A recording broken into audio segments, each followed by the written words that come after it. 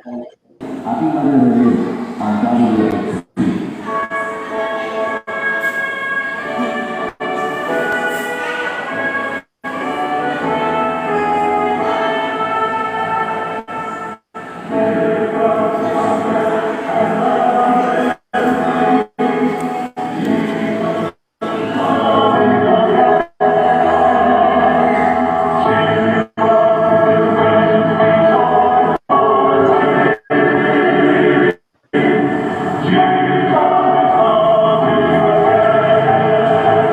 Ito ang WHP, walang hanggang pabalita.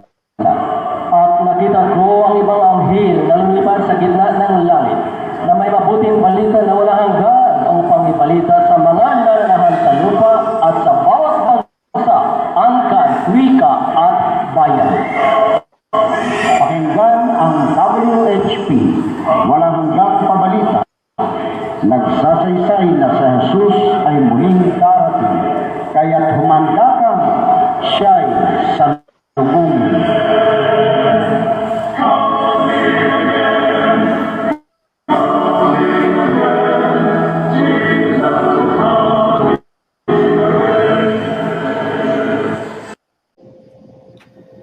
Okay, magandang umaga po sa aming mga kaibigan na patuloy pong sumusubaybay sa ating program, WHP Walang Hanggang Pabalita.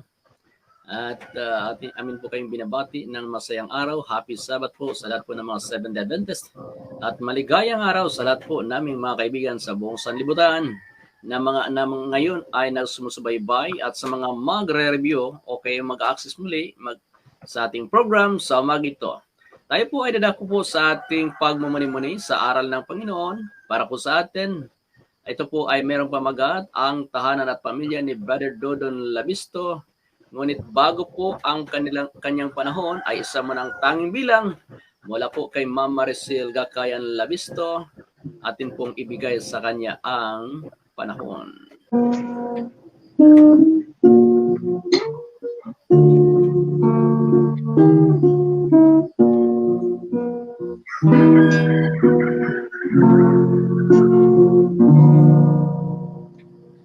Aking kalimutan pagkandang kay kita magdadagpas lamang ang ating iristaran tutok sa langit sa ating simpan itinayan mo tigis sa lupa na buhos kasalanan buong kagulo pati mga problema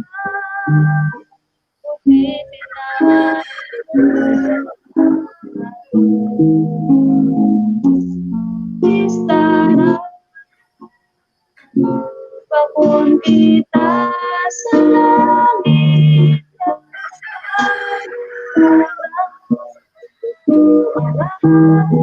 sa atina at masisinsyan tutup kitang tanan matarapilan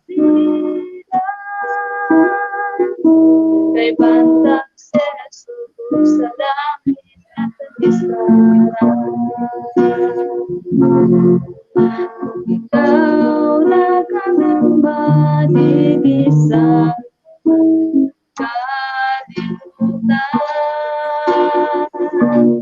kayang kinuwata naman kanila bitinahin ko ng taka pabayda ng tanan tutup kitang tanan matirimas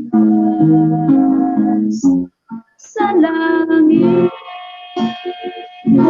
pakun kita sa langit na dapat istara tutuan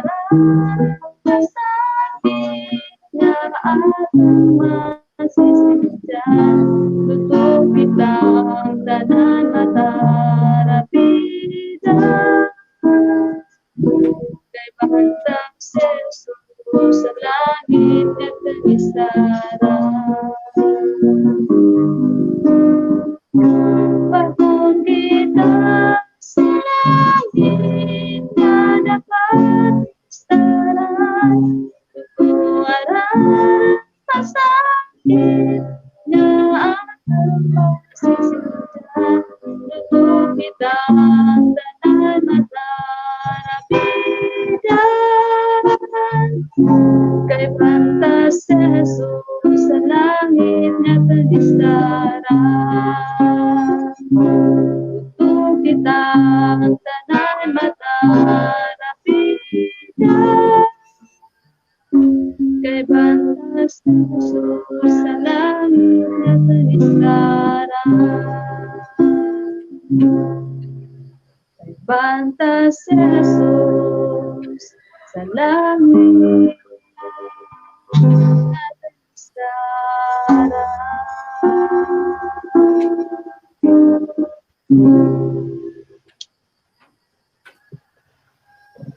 Okay, yan po ang Koyunin Song. Taga Palawan po yan, mga kaibigan. At yan po ay i-review nyo lang po para malaman nyo po ang salitang Koyunon. Baka naman, darating araw, makarating po kayo sa Paradise, the last paradise of the Philippines. Yan po ay Palawan. At ngayon po ay atin na po isunod ang mensahe po na pinamagatang ang tahan at pamilya ni Brother Dodon Labisto.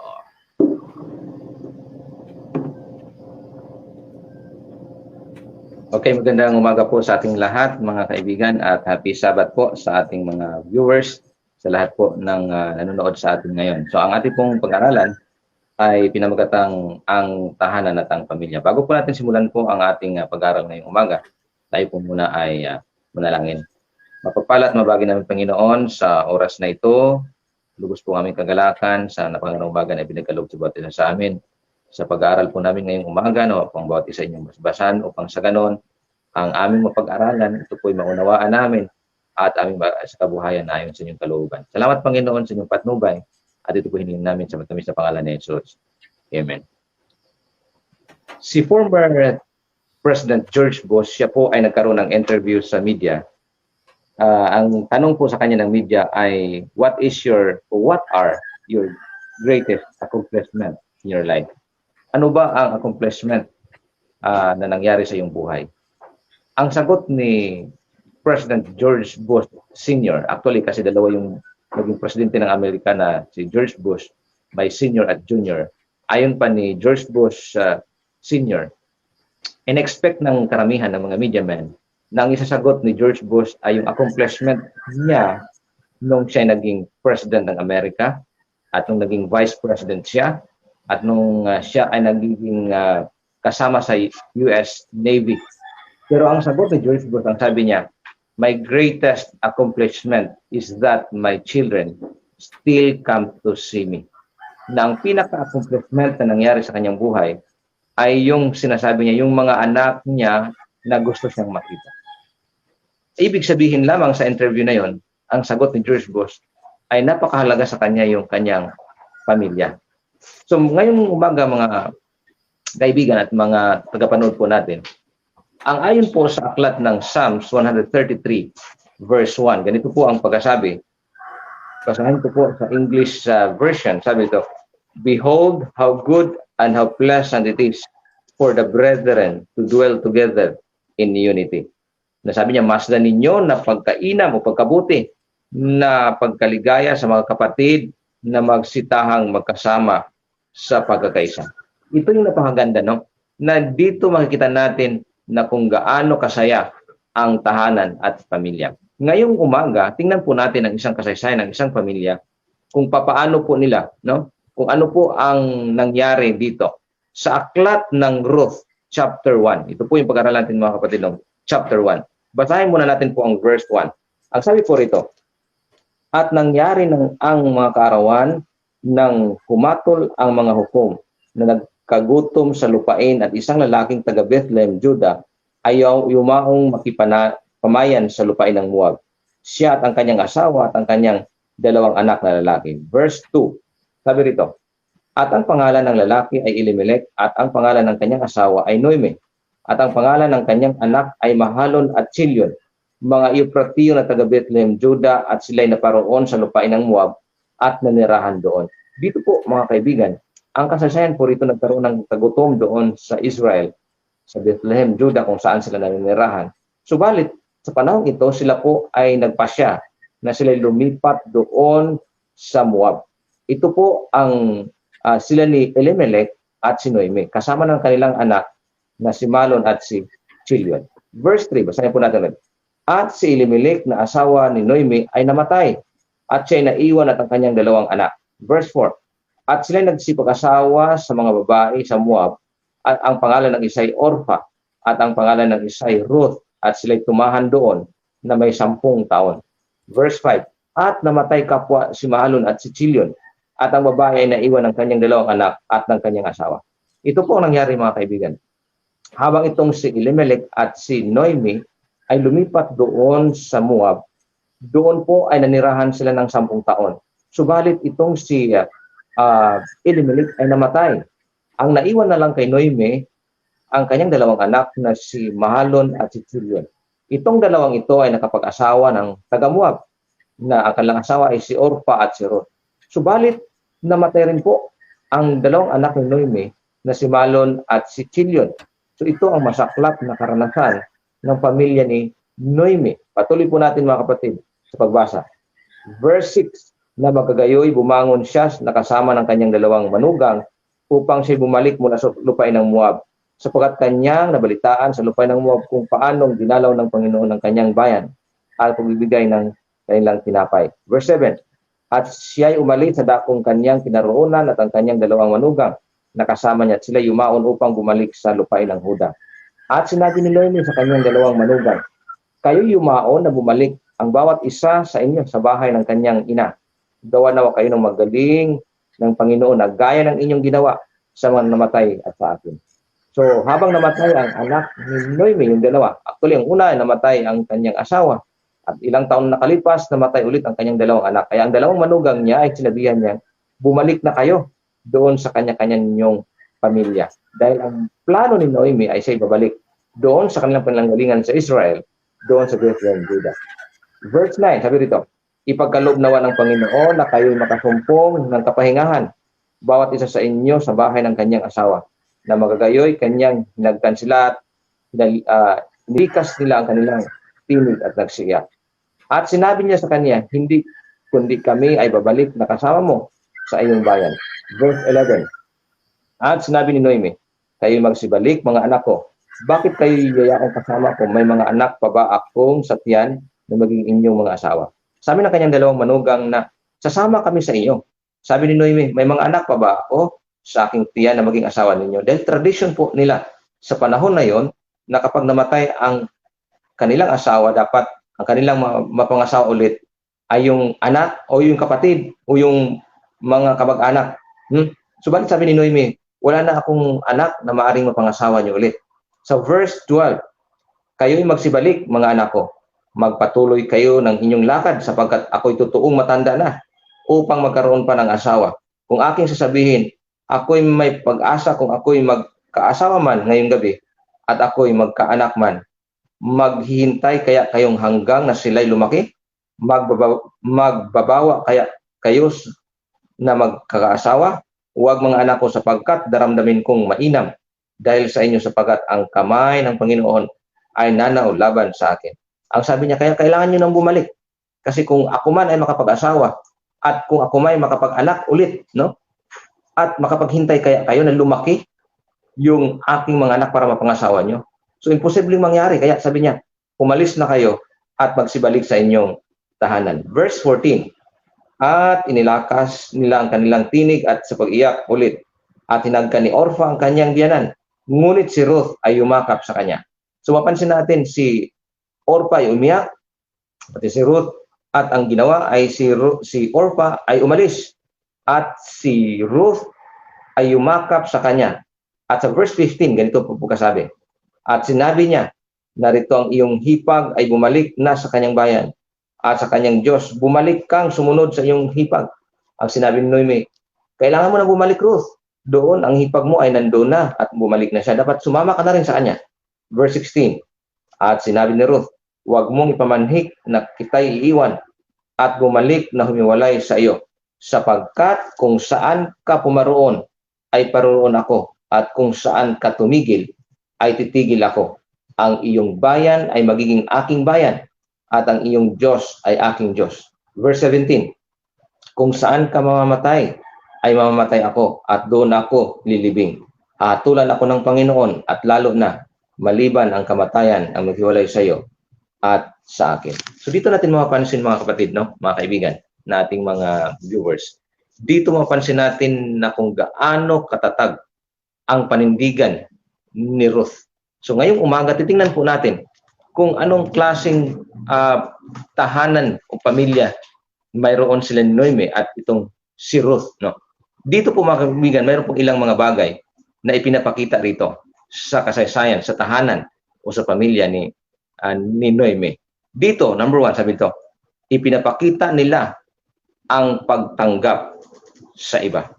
Mapansin natin sa tahanan ito. Actually, itong si Ruth ay isang taga-Moab. Sa kanila ay hindi karapat-dapat itong mapangasawa ng mga anak ni Noemi, no? Subalit tinanggap ni Noemi itong si Ruth. Kaya dito mga kaibigan, mapansin natin na ito ang pinakamahalaga, no? Sa tahanan na ipinakita nila ang pagtanggap sa iba. Pangalawa po, nasabi dito, ang kanilang pag-ibig ay inabot ang lahat ng tao. Inabot po nila ang lahat ng tao. Mapansin po natin na bagamat itong si Ruth ay isang taga-Moab kasama si Orpa, subalit ang pamilya ni Noemi kasama ng kanyang mga anak at kanyang asawa ay inabot nila ang lahat ng tao, no? Inabot nila bagamat medyo masaklap ang kanilang karanasan sapagkat itong si Noemi, ang kanyang asawang si Elimelech ay namatay at pagkatapos ilang taon na nakalipas, namatay ulit ang kanyang dalawang anak. Kaya masaklap ito. Pero subalit, dito ipinapakita nila ng kanilang pag-abot sa lahat ng tao. Ang pangatlong punto po sa pamilyang ito, ang tahanang ito ay, sabi, ang kanilang pag-ibig ay nagbibigay ng lakas ng loob. Mapansin natin itong si Noemi ay talagang matindi ang kanyang naranasan. Una, namatay ang kanyang asawa. Pangalawa, namatay ang kanyang dalawang anak. At saka naroon pa siya sa lugar na hindi siya taga-roon. Taga Bethlehem, Judah siya, doon sa Israel. Doon sila nanirahan sa Moab. Nawala ang kanyang mahal sa buhay. Ibig sabihin, siya na lang naiwan doon kasama ng kanyang manugang. Subalit, itong si Noemi ay nagkaroon ng lakas ng loob dahil na rin kay Ruth. Na si Ruth ay nagpapalakas doon sa kanyang biyanan. So dito natin mapapansin mga kaibigan na ang tahanang ito ay mayroon silang tinatawag na nagpapalakas loob sa bawat isa. Si Noemi nagpapalakas din sa kanyang mga manugang. Ito namang si Ruth ay nagbibigay lakas doon sa kanyang biyanan. Ang sunod po na punto o kaya ang ating makikita sa tahanang ito ay ang sabi, ang pag-ibig ay nakikita sa panahon ng kahirapan.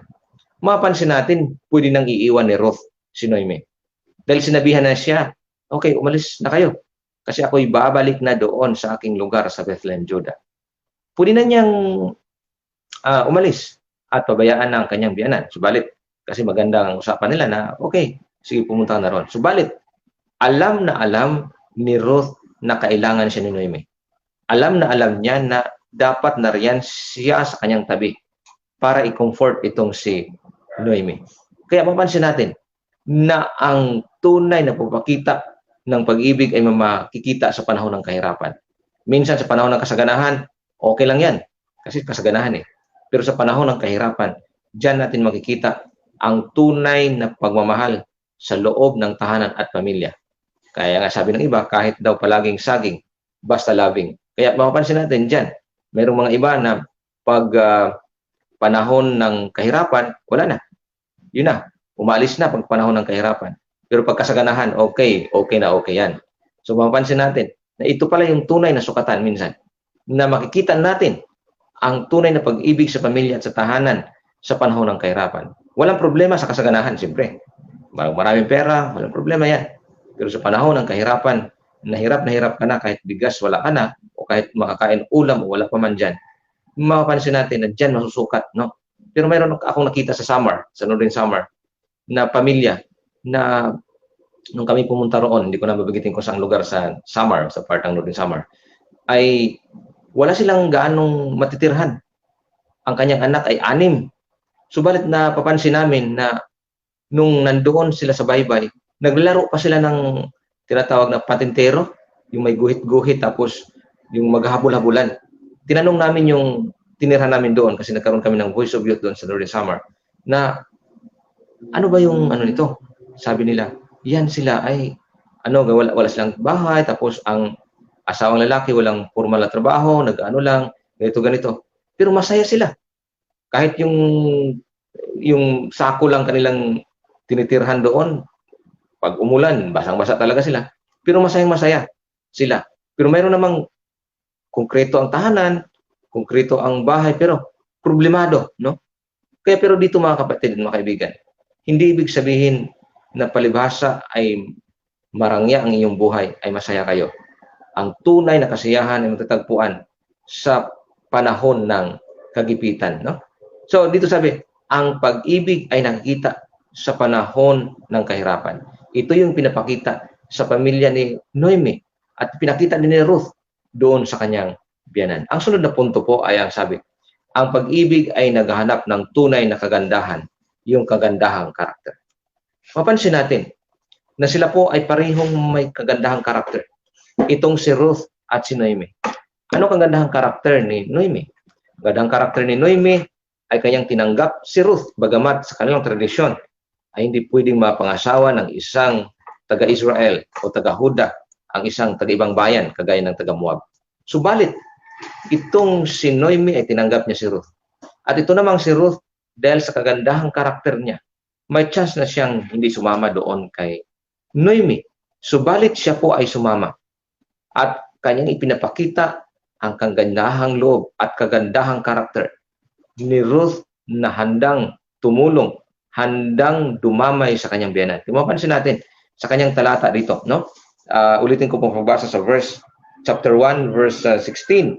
Ang sabi po niya, at sinabi ni Ruth, huwag mong ipamanhik na kita iiwan at bumalik na humiwalay sa iyo, sapagkat kung saan ka pumaroon ay paroroon ako, at kung saan ka tumigil ay titigil ako. Ang iyong bayan ay magiging aking bayan, at ang iyong Diyos ay aking Diyos. Ito napakaganda, no?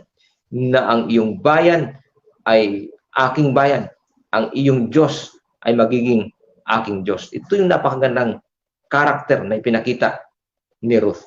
Kaya nga po, sa isang tahanan at pamilya, kapag itong pinapakita na pagdadaramayan, pagkakaroon ng ganitong prinsipyo, ay napakaganda maging matiwasay ang tahanan at ang pamilya, kagaya ng ginawa ni Ruth at sa kasasayang ito. Ang panghuling punto po na makikita natin sa tahanan at pamilya nila, Noemi at ni Ruth, ay sabi ito, ang pag-ibig ay naghahangad ng pinakamabuti. Actually, si Ruth, balikan ko ulit, siya ay maaari nang umalis doon kay Noemi. Maaring hindi sumama na, pabalik doon sa Bethlehem, Judah. Subalit, nakita ni Ruth na kailangan siya ni Noemi. Kailangan siya ng kanyang biyanan. Ang pinakamabuti ang kanyang inisip. Hindi lamang ang kanyang sarili ang kanyang inisip, kundi ang pinakamabuti sa kanyang biyanan. Dito ipinapakita, mga kaibigan, na kapag iniisip natin ang pinakamabuti sa ating tahanan at sa pamilya, dito po masusumpungan natin ang tunay na kaligayahan, ang kasiyahan sa pamilyang ito. Mga kaibigan, marahil wala pong perpekto. Wala nga perpektong pamilya, walang perpektong tao. Subalit sinisikap natin na maging mabuti at maging maayos ang tahanan at ng ating pamilya. Kaya nga, ang sabi po ulitin natin sa ating binasa kanina, sa Psalms 133, verse 1, ang sabi, how good and how pleasant it is for the brethren dwell together in unity. Pagkainam, no? Na makikita, sabi, masdan ninyo na pagkabuti at pagkaligaya sa mga magkakapatid na magsitahang magkakasama sa pagkakaisa. Napakaganda po, mga kaibigan, na magkakasama-kasama tayo sa tahanan at pamilya. Tayo po, mga kapatid at mga kaibigan, isang pamilya na pinaghanda ng Panginoon magiging isang pamilya na tayo doon sa langit na bayan na pinagkaloob sa atin. Ano bang gagawin natin dito habang nandito pa tayo sa lupa? Kailangan nating mag-practice ng mga bagay na pinakamabuti para maging karapat-dapat tayo sa tahanan at sa pamilya na ipinaghanda sa atin ng Panginoon. Inanyahan po namin mga kaibigan na tayo po ay maging kabahagi kung tayo man po ay kung saan naroon ngayon. Makibahagi po tayo na maging isang pamilya, isang tahanan, kabilang sa tahanan ng ating Panginoon. Ngayon pong umaga tayo po ay manalangin. Mapagpala at mabagi namin Panginoon sa oras na ito. Kami po ay nagagalak sa inyong pinagkaloob sa bawat isa sa amin. Salamat sa inyong pangako na kami po ay magiging kabilang sa iyong tahanan at sa pamilya na inyong pinagkaloob sa bawat isa sa amin. Salamat Panginoon sa inyong patnubay at ito hiniling namin sa matamis na pangalan ni Jesus. Amen.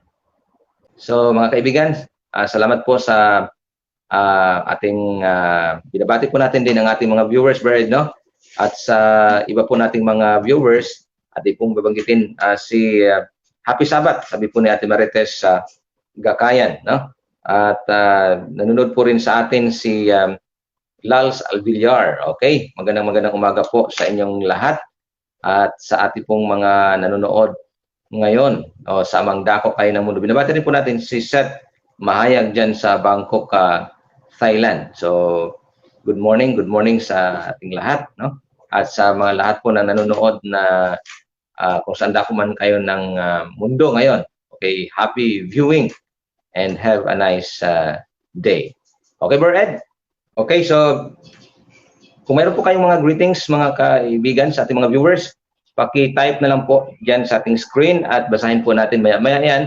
At kung mayroon man kayong mga nais batiin, pwede nyo pong itatype ulit at ating pong basahin ang mga yan. Okay, so habang hinintay pa natin si Bro Ed Hortaliza mula dyan sa Palawan. Okay, ang inyong kaibigan po ay nandito tayo sa Muntinlupa City, dito sa Manila. So maganda po ang panahon ngayon dito at medyo siguro maulan dyan sa Palawan at kasi nakatanggap tayo ng message na medyo red rainfall alert yata ang Palawan. So medyo maulan dyan sa Palawan. So habang Bro Ed, no? Wala pa si Bro Ed. So binabati rin po natin ang ating mga viewers na nanonood sa ating program. Bagamat po hindi po natin mabati isa-isa po ang inyong mga pangalan. Okay, so nanonood po sa atin si Barnonong Revealer. Okay, good morning po. At mayroon pa mga viewers po natin na hindi po natin nababasa pa ang iba nating mga kaibigan. Kaya nga po, inanyahan po natin ang ating mga nanonood na kayo po ay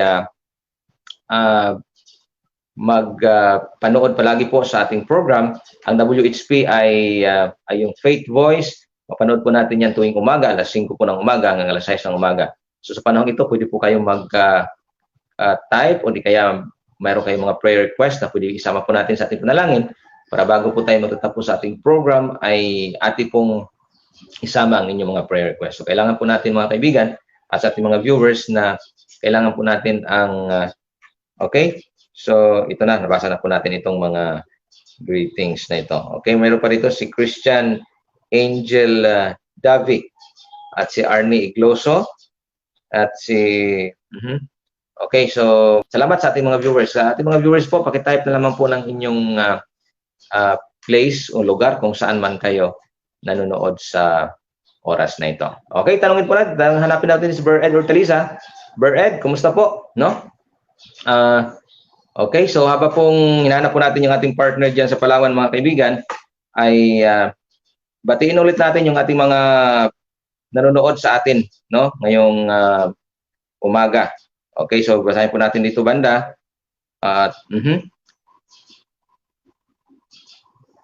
Okay, so tawag. So okay, kung mayroon pa kayong mga comments or tawag nito, inyong mga request na prayer request po ay pwede po nating i-type po dyan ang ating mga request. Okay, so mga greetings. Basahin po natin dito habang hinahanap po natin mga kaibigan. Hinahanap po natin yung ating partner dyan sa Palawan, no? So, ati pong medyo maulan siguro po ang ating panahon dyan. So, ating hinahanap ngayon, no? Medyo okay dito po sa Metro Manila, medyo okay pa po ang ating kalagayan ng ating panahon dito sa Metro Manila. So, kumusta po kayo dyan sa Palawan at sa ibang dako ng Pilipinas o kung saan man kayo nanonood ngayon? Kaya po mga kaibigan, pwede po kayong mag-send po, katulad ng binanggit po natin kanina, pwede kayong mag-send ng inyong mga request, hindi kaya mga greetings po sa ating program WHP. Okay, so habang hinahanap po natin at ating pong ang ating partner, pagkatapos, okay? Okay, so Okay mga kaibigan, nagkaroon po tayo ng technical problem sa ating laptop. Manituloy pa rin po ang ating broadcast. Brother Dodon, bumalik ka na. Bumalik ka na, Brother Dodon. Okay. Si Linalyn Natison sa Lipot Burdenson, sabi niya nakamute ka po, Kuya Ed. Okay, nakamute. Salamat naman, Sister Big Big, sa inyong comment. At atin pong hanapin si Brandon. Siya naman hanapin ko yun. Siya naman ang nawala. Okay.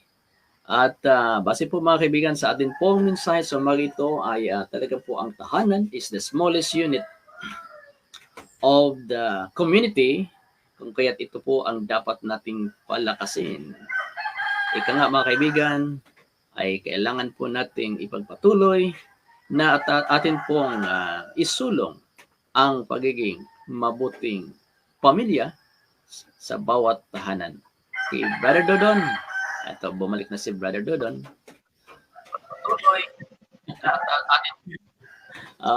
Brother Dodon, ha? okay.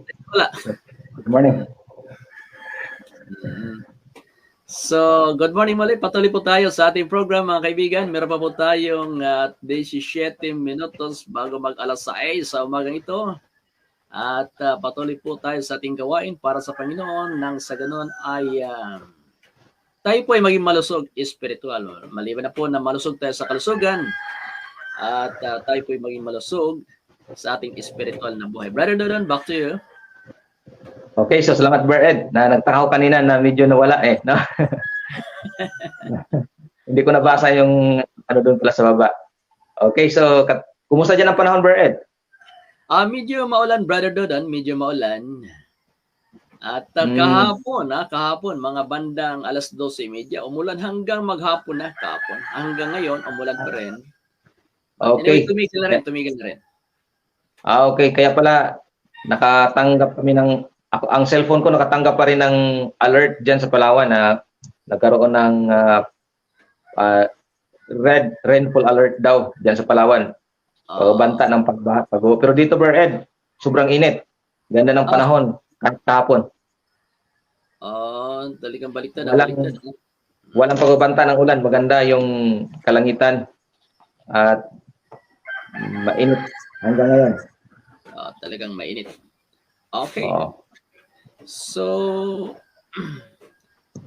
ngayon mga kaibigan ay tayo po ay sa pagpatuloy po ay ating mantunghayan ay isang awitin, Ma'am Lalyn Rabina.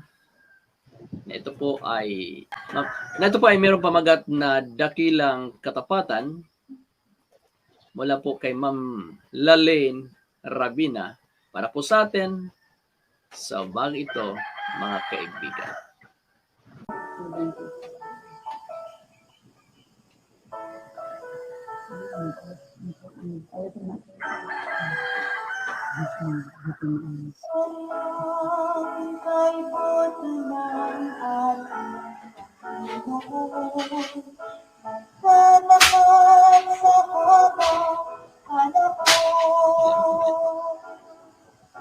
Maging sa kabila ng aking pagkakulang, Binayan ay patuloy na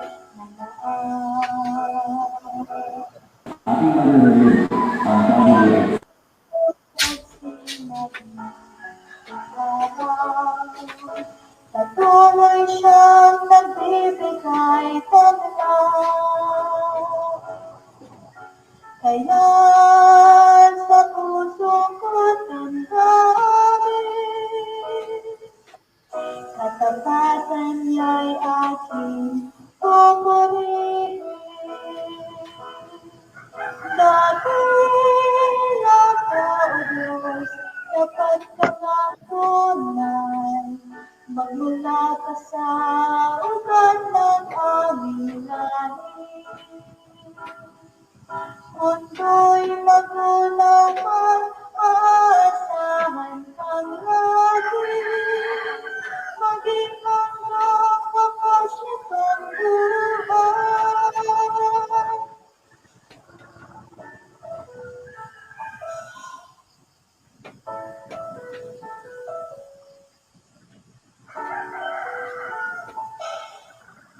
Kaya, O Diyos, ika'y laging purihin. Sa buong mundo'y ating awitin. Dakila ang iyong katapangan, pag-ibig mo'y walang hanggan. Dakila ka, O Diyos, tapat na kanan, magmula ka sa ugat ng aming lahi. Mundo'y magulang ay maaasahan kang lagi, maging ang wakas nitong buhay. Dakila ka, O Diyos, sa habang panahon, katapatan mo'y patibay na sandigan. Sa bawat ikhating tagumpay man ay naroon, daluyan ang pag-asa kung kailan ay dinaon. Pag-ibig mo'y alay sa'kin, Lord, hanggang ngayon. Dakila ka,